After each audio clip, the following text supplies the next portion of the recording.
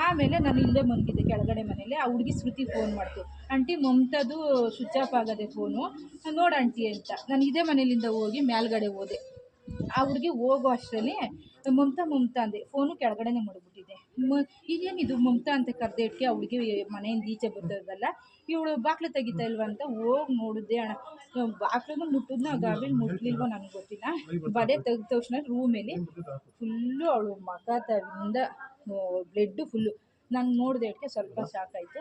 ನಾನು ಅಕ್ಕಪಕ್ಕದವ್ರನ್ನ ಕರೆದೆ, ನಮ್ಮ ಯಜಮಾನ್ರು ಇರಲಿಲ್ಲ, ನನ್ನ ಮಗನೂ ಇರಲಿಲ್ಲ, ನಮ್ಮ ಅತ್ತೆನೂ ನನ್ನ ಮಗಳು ಮಾತ್ರ ಇದ್ದರು. ಇನ್ನು ಅವ್ರಿಗೆ ಭಯ ಬಿದ್ದುಬಿಟ್ರೆ, ನನ್ನ ಮಗಳಿಗೆ ಓದೋ ಮಗಳು ಭಯ ಬಿದ್ದುಬಿಡ್ತದೆ ಅಂದ್ಬಿಟ್ಟು ನೋಡಿ ವಿಜಿ ಅಂತ ಒಬ್ಬನ ಕರೆದೆ. ಇಲ್ಲಿ ಚಂದ್ರಮ್ಮನ ಮನೆಯವರು ಒಬ್ಬರು ಭರತ್ ಅಂತ ಇದ್ದ, ಅವ್ಳನ್ನ ಕರೆದೆ. ಆಮೇಲೆ ಇನ್ಸ್ಪೆಕ್ಟ್ರ್ ಫೋನ್ ಮಾಡಿದೆ, ಈಶ್ವರ್ ಸರ್ಗೆ ನಮ್ಮ ವಿಜಯಣ್ಣ ಅನ್ನೋ ಹುಡುಗ ನಂಬರ್ ಕೊಟ್ಟೆ, ಇನ್ಸ್ಪೆಕ್ಟ್ರು ನಂಬರ್ ಕೊಟ್ಟೆ, ಅವರೇ ಎಲ್ಲ ಮಿಕ್ಕಿದ್ದು ಮಾಡ್ಕೊಂಡು ಸರ್. ಇಷ್ಟೇ ಆದಮೇಲೆ ನನಗೆ ಅದು ಗೊತ್ತಿರಲಿಲ್ಲ. ಮೊನ್ನೆ ದಿನ ಹುಡುಗಿ ಮಮತಾ 9:56 ಫೋನ್ ಮಾಡಿಬಿಟ್ಟು ಆಂಟಿ ಕೀ ಮಡ್ಗವ್ರ ಅಂತ ಹೇಳಿದ್ರು ಆ ಹುಡುಗಿ ಮಮತಾ. ಅಮ್ಮ ನಂಗೆ ಗೊತ್ತಿಲ್ಲ ಅಂದ್ಬಿಟ್ಟು ನನ್ನ ಮಗಳು ಕೇಳಿದೆ, ಅಮ್ಮ ಶ್ರುತಿ ಕೀ ಕೊಟ್ಟವಳೇನೋ ಅಂತ. ಹ್ಞೂ ಅಮ್ಮ ಕೊಟ್ಟವಳೆ ಅಂತ. ತಿರ್ಗಾ ಫೋನ್ ಮಾಡ್ಬಿಟ್ಟು ನಾನು ಫಸ್ಟಿಗೆ ಯಾರ್ದೋ ಫೋನಲ್ಲಿ ಮಾತಾಡ್ತಾ ಇದ್ದೆ, ನಮ್ಮ ಅಕ್ಕನ ಜೊತೆನೋ ಯಾರ ಜೊತೆನೋ. 4 ಮಿಸ್ ಕಾಲ್ ಬಂತು. ಅವಳ ನಂಬರ್ ನಾನು ಫೀಲ್ಡು ಮಾಡಿರಲಿಲ್ಲ.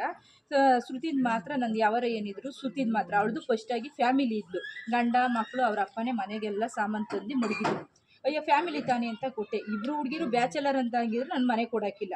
ಈಗೆಲ್ಲ ಕಾನೂನು ನಿಮಗೆ ಗೊತ್ತಾಯ್ತಲ್ಲ ಅಂದ್ಬಿಟ್ಟು ಇವಳು ಮದುವೆ ಆಗೋದೆ, ನನಗೊಂದು ಮಗು, ನನ್ನ ಗಂಡ, ನಮ್ಮ ಅಪ್ಪ ಅವರೇ ನಾಗಾಗಿ ಬಂದು ಒಯ್ತಾರೆ ಇದ್ದೊತ್ತು ನನ್ನ ಮನೆ ಕೊಟ್ಟೆ ಸರ್. ಈ ಹುಡುಗಿ ಮಮತಾ ನನ್ನ ಫ್ರೆಂಡ್ ಒಬ್ಳು ಬರ್ತಾಳೆ ಅಂತ ಹೇಳಿದ್ರು. ಅದೇ ಒಂದು 10 ದಿನ ಆ ಹುಡುಗಿ ಬಂದಿರಲಿಲ್ಲ. ಇವಳೆಲ್ಲ ಮನೆಗೆ ಶಿಫ್ಟ್ ಆಗೋವರೆಗೆ ಬಂದಿರಲಿಲ್ಲ. ಆಮೇಲೆ ಬಂದಾದ್ಮೇಲೆ ಆಮೇಲೆ ಕೊಟ್ಟೆ. ಇವಳು ಫೋನ್ ಮಾಡಿಬಿಟ್ಟು ಏನಂದು, ಕೀ ಮಡ್ಗವ್ರಮ್ಮ ಅಂತ. ಆಂಟಿ ನಾನು ಬರೋದು 10:30 ಆಗುತ್ತೆ, ಗೇಟ್ ತೆಗೆದ್ಬಿಟ್ಟು ಎತ್ಕೊಳಮ್ಮ ಅಂತ ಅಂದೆ. ಅವಳು ಗೇಟ್ ತಗೊಂಡು ಎಷ್ಟೊತ್ತು ಬಂದು ಏನು ಏನೂ ನಮಗೆ ಗೊತ್ತಿಲ್ಲ. ನನಗೆ ಸ್ವಲ್ಪ ಲೋ ಬಿ ಪಿ ಇತ್ತು, ನಮ್ಮ ಡಾಕ್ಟ್ರ್ ಹತ್ರ ಮೆಡಿಷನ್ ತಗೋತಾ ಇದ್ದೆ. ನನ್ನ ಕೆಲಸದ ಮೇಲೆ ಬಿದ್ದೋಗಿದ್ದೆ. ಆವಾಗ ನಾನು ತಗೊಳ್ಬೇಕಾದ್ರೆ ಒಂದು ಗ್ಯಾಸ್ಟ್ರಿಕ್ ಮಾತ್ರೆ ಕೊಟ್ಟವ್ರು, ನಿದ್ದೆ ಬಂದ್ಬಿಡುತ್ತೆ, ನನಗೆ ನಿದ್ದೆ ಬರ್ತದೆ ಅಂದ್ಬಿಟ್ಟು ಮನೆಗೆ ಹೋಗ್ಬಿಟ್ಟೆ ನಾನು. ಆಮೇಲೆ ಅವಳು ಎಷ್ಟೊತ್ತು ಬಂದ್ಲು ಏನಂತ ಗೊತ್ತಿಲ್ಲ ಸ್ವಾಮಿ. ಇರೋದು